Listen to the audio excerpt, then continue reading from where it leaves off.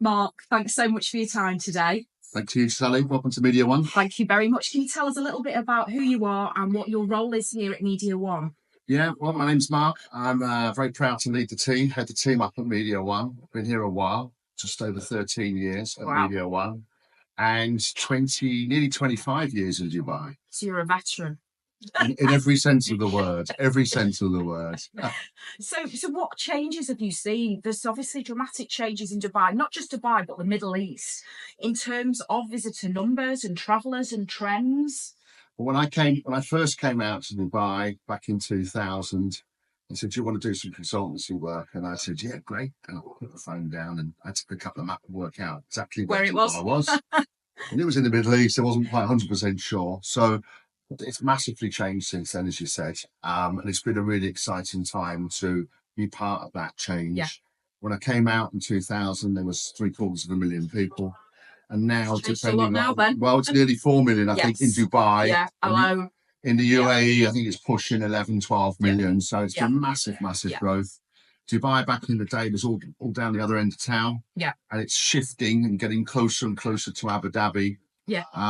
Number of hotels now is I think close to 1,000. Hotel apartments, 150,000 rooms of inventory available in Dubai and increasing as we speak. So it's changed massively, but it's been, I think now that we are lucky enough to be living and working in the top hospitality destination in the world. Yeah, I would agree with you. There's no kind of service like it here in not just Dubai, not just the UAE, but the Middle East as well, for sure. I think the region's grown. I think they've really looked at the success of Dubai. Yes.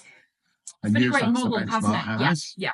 I think Abu Dhabi's taking some fantastic sort of strides now in a slightly different direction to Dubai, but really increasing their offering to attract the world. And obviously similar to Emirates, they've got Etihad as their hub, if you like. So I've flown out of the new terminal. It's been brilliant. Oh really? Yeah, it's absolutely fantastic. Wow. What was it? Was certain trial flights where they're coming out of there? No, not the new terminal here. The new terminal in Abu Dhabi. Oh, in Abu Dhabi, yeah. And and then I watched Mission Impossible and saw Tom running on the roof. Oh really? Yeah. So it's part of the new terminal. Yeah. They did shot some of the film there. Wow, so it's really good. Really good. I think you're right. It does feel like we're kind of all joining up because it's just growing and expanding, isn't it, all the time? We were just talking about the traffic. The traffic. My goodness. Obviously, listen, the heat in the summer means that it's all or nothing. Yes. And however hard Dubai tries with the current offering that it's got,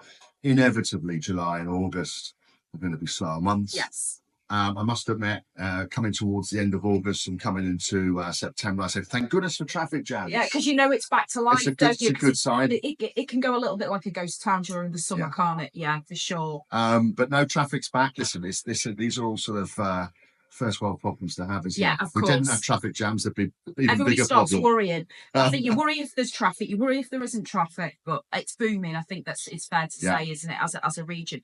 So in your view, what makes Dubai and the Middle East the ideal location for a hotel catering for both business and lifestyle? Because this is very much how you're positioned, isn't it, as a hotel? Yeah. I mean, we see, so I joined Media One Hotel. Yeah.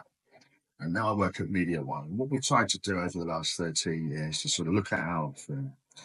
And we see ourselves now as a business, lifestyle, entertainment destination.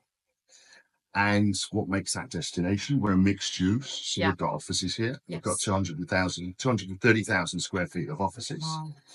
We have 264 rooms. And then we've got F&B throughout the building. Yeah. And that's what makes us a destination. Yeah. We are what we call adult friendly. Yeah. And we're high footfall. So we're looking at probably through our doors throughout 7 days up to 15,000 people. Wow. We're tracking that. Wow. So really high energy, and that's the way we like it here. Yeah. I've said many times you won't hear a pin drop at Media One, except for when we're speaking now, we're turning the music off. We've turned the music off. We're having a quiet 5 minutes, aren't we? Yeah. But it's never normally like this. And that we don't want it like this either. It's got high energy about it, hasn't it? When you walk in to the hotel lobby, it's got this kind of energy about it, for sure. And I think that's one part of the lifestyle experience. Yes, yeah. And I think lifestyle is high energy, is aspirational. And what we've tried, I mean, when Media One opened in 2009, I think the word lifestyle, nobody really knew what it was. We were one of the first, or if not the first, hotel sort of lifestyle to open. Yes. And we've been able to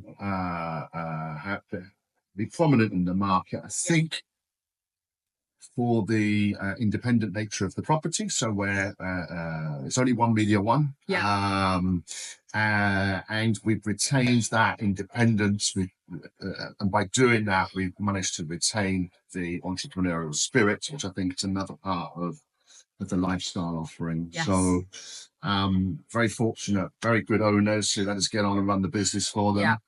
And that autonomy has enabled us to hopefully, as an independent property, remain a point of focus for hospitality in Dubai. Yeah, and also from a business perspective, where you're geographically positioned, you're right on the corner of Internet City as well, so you can obviously accommodate those business travellers as well. We are with business property. Yes. With business focus. I know that the weekends we sort of put our party hat on and we welcome a lot of people like yourself who live and work in Dubai for staycations. Yes. We are now looking into leisure business, but with it's adult leisure business. If I'm saying that in all the right ways. Yes. We don't get it always right, but we try. For all the right reasons, try to avoid having families here because we're not set up to accommodate them in the best way. Yes. But no, predominantly business. We have a good network, both from local corporate companies and then from an international perspective. We have an alliance with World Hotels. Yeah. And we are under their lifestyle umbrella of crafted. Yeah. So it's one of, I think it's nearly 60 crafted properties around the world. We sort of feed into them as an international sales network. Yeah. And that helps us get successful RFP bids in. Yeah. And we work with 70 to 80 RFP counts for us. And that helps to make sure that we're constantly maintaining that business perspective, certainly Monday to Friday. Yeah, and I think you touched upon the staycation and the local side as well. So you're not just focusing on the business traveller, the international tourist traveller. It's the local, it's the staycay. At weekends, we love to sit by a pool, or we might like to go on a brunch or whatever. So it's quite important, isn't it, for that local, to pick that local market up? From a rooms perspective, yeah, but from an F&B perspective, that's our 99% focus is on all of you guys who live and work in Dubai. Yeah. What offerings do we have? How do we keep those offerings diverse? Yes. And to make sure that we're reaching out to all of you in Dubai is a really, really important market for us. Yeah. Most definitely. And talking about differentiation now, you're obviously up against some of the world's best hotels. How do you differentiate yourself? How do you keep that competitive advantage? I mentioned earlier, I think the autonomy that we have to run the business means that we're able to adapt very, very quickly. Yeah. We can make very, very quick decisions on what we do. We've always had crazy spaces here where we do different types of entertainment. So over the years, we started on the 9th floor before Miyagi's opened. We had the World Cup fan zone on the 9th floor back in 2014. It then converted into 2 venues, Crab Tavern and Burrito, and then taken over by Miyagi's. Yeah. We've moved up to floors that were shell and core, converting them into pop-up spaces. And now the building's full. We use the top floor of our car park. It's called P7 Arena. Mm-hmm. And that is a sort of blank canvas entertainment space. Yeah. It's got graffiti back from our first event, a Tiger Translate event back in 2013. Yeah. And it's set up for any type of alternative offerings. So we've had Custom Car Festival Offset for the last 2 years. Yeah. we are hosting a drum and bass night. Goldie playing this It's Saturday. very diverse, Mark. Yeah. It's very And then, diverse. and then in the morning next week, we've got Bravos, which is an HR related networking, again in P7 in the car park. Yeah. We've had product launches in there. Wow. Live bands. So it's our blank canvas space.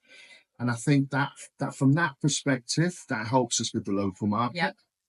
From a rooms perspective, I think one of the good things about the pandemic is it made us all think about how are we running our business? How are we treating the pandemic in terms of a contactless experience? And as a result of that, our rooms now are very clutter free. Yeah. We're looking at technology to remove paper from our rooms. Yeah. We've got the ability with a Media One app to control pretty much everything in the room from the app on your phone. Yeah. So there's no need to touch anything if you don't want to. And it's consolidating it all through your smartphone. We're working currently with a company called Upsatech with AI technology. That's touching everything now. Well, You said the buzzword of this year. I mention it. I don't understand about it too much, but I've got people who do understand. Yeah. Mahmood, who heads up our IT, is a great guy, and he's really sort of leading and driving all of the crazy things from an IT perspective. And we're looking about using AI now to how do we get a personalised welcome when you arrive in the room. But AI technology helps us manage footfall. Yeah. And I mentioned about us being a high footfall destination. Well, along with that, there are the technology enables us to sort of say if there's more than 30 people in a space at any one time, it detects it and alerts our security. If there is an item that's left unattended for, again, more than 30 seconds, the security team get an alert. We can look at footfall trends. When do they come into the building? At what time? And it also does traffic management, which another thing is very, very important. Yeah. How do we ensure the flow of the traffic? Because it's that welcome experience, and also it's the departing experience. And if you're stuck in your car in traffic, that sours that experience. Yeah. So we're looking at a lot of if you like, soft touches. How are we embracing the technology, and how are we able to implement that in our guest stay? We've got a refurbishment, which I'm hoping that the owners are going to press the green button on. Yeah. I'm going to tell you now, so it puts extra pressure on them to do so. It's recorded. So I know. I may not be here next week. We've done a lot of work on an exciting new look and feel for the Media One in terms of the rooms. I think one of the things that we've done over the time that we've been open for the last 15 years, we've always looked after the assets. We've made gradual improvements, but now is the time to sort of say, okay, what are we doing to look at the room experience for the next 10 years? And so there's a refurbishment that's hopefully going to get green light for next year. Yeah. That's a heck of an investment, isn't it? No, it is, but I think it's an intent from the owners of their belief that Media One is here to stay and hopefully to be at the forefront of hospitality in Dubai. Yeah.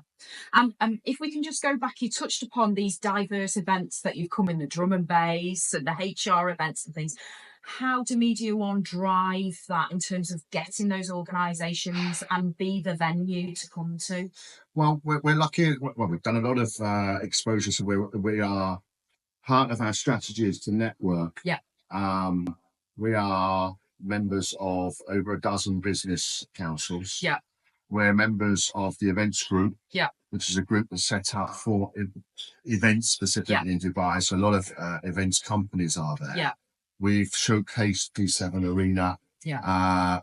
It was about 18 months ago when we relaunched it again. Yeah. And then our reputation in the market is, if people are unsure, come and ask us if they can do it, because we don't like saying no. Yes. And we're very open-minded. We're very flexible, and P7 Arena allows us the autonomy to be that flexible because it isn't literally around hands. Yeah, and when you look now at tourism in general, this seems to be the go-to place, not just Dubai, but now the Middle East.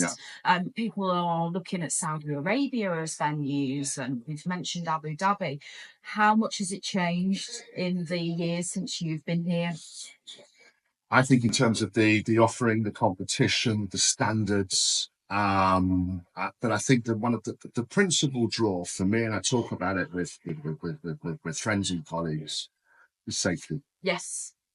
And Dubai, UAE, Middle East, from a safety perspective, is a real piece of mind. Yeah. And I'm not going to go into details of what's happening in the world at the moment. Yeah, but this feels a very safe place to go. This is a very, very safe place. Yeah. To raise families, to do business. My daughter was born here. Yeah. She was raised here. Yeah. And it's a really great, fantastic. Yeah. So safety first and foremost. Yeah. Secondly, I think the offering that Dubai has, or the UAE has, in terms of events. Yeah. We've got the Golf on Race to Dubai that started today. Yeah. F1's coming up. Last week there was golf in Abu Dhabi. The Gitex we talked about. The event was huge. Yes. I think there's big scale ever, I think, this year. Yeah. Big 5 coming up again, I think, at the end of this month. So it's absolutely non-stop. Yes, it is. And to be honest, we wouldn't have it any other way. We've got used to the high pace and the energy of Dubai, of the UAE. Yeah. And that's another big draw. I got some friends coming out next week, and they are coming out, spending some time, a few days in Abu Dhabi. They're going to a concert in Abu Dhabi, and then they're coming here and spending a few days in Dubai. So I think certainly Dubai and Abu Dhabi are now sort of dovetailing as a dual destination. Yes. So well, let's do a couple of days, 2 or 3 days in both Emirates. Yeah. Because both have got so much to offer. And would you say Ras Al Khaimah as well? I think huge investments, the win, and I know. Yeah. I know. Yeah. Are you a roulette girl? Are you a blackjack girl? No. I don't like to bet really. Okay. Yeah. All right. Well, that's coming up. I think it's. I'm not sure if it's next year, 2025, towards the end. It's in force the building there when you go and visit at the moment. It's the new infrastructure. It's incredible. It's just going to completely change the landscape of Ras Al Khaimah. Very much so. And again, I just think that's the sign of the times. I think the advancements in Saudi Arabia in terms of opening up to tourism now, again, is another good sign with diversification in the Middle East as a whole. And I think very, very good in welcoming everybody from whatever the culture, the background, the beliefs and whatever. Exceptionally accommodating. And that's one of the great things that I've loved about working in Dubai is diversity. We have a team of just over 200. We've got 40 different nationalities. And I've had the opportunity back in the day, pre sort of Skype and whatnot, to go and jump on a plane, visit those countries, see a little bit about how they lead their lives. Yes, yeah. And embrace their beliefs and cultures when we're in the workplace. Which is great. Yeah, it is, and it's that diversity of not just Dubai but the whole of the Middle East, which lends itself much more than anywhere else that I've ever been. My travels. And we all get along. Yeah. We're all friends. Yeah, we certainly are. So that's another good thing. I think because the majority of us are expats, we're not in our country, and therefore you make more of an effort, I think. Exactly. Don't you? Yeah. Exactly. Yeah. And that ability to really connect with everybody from all walks of life, it's incredibly enriching as well, because you learn about all different sort of festivals that they celebrate. Yeah. Just had the Bali recently. I know. Yeah. And so everybody gets involved. It's really nice we celebrate all the independence days of the nationalities of the team that work for us. Yeah. So it's constant cake. Of course, and we've got National Day coming up very soon as well. Yeah. It's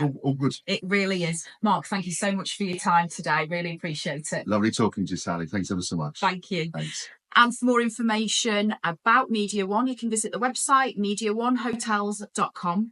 I'm the Middle East marketer. Thanks for tuning in to this episode of Desert Dialogues, and be sure to follow us on LinkedIn.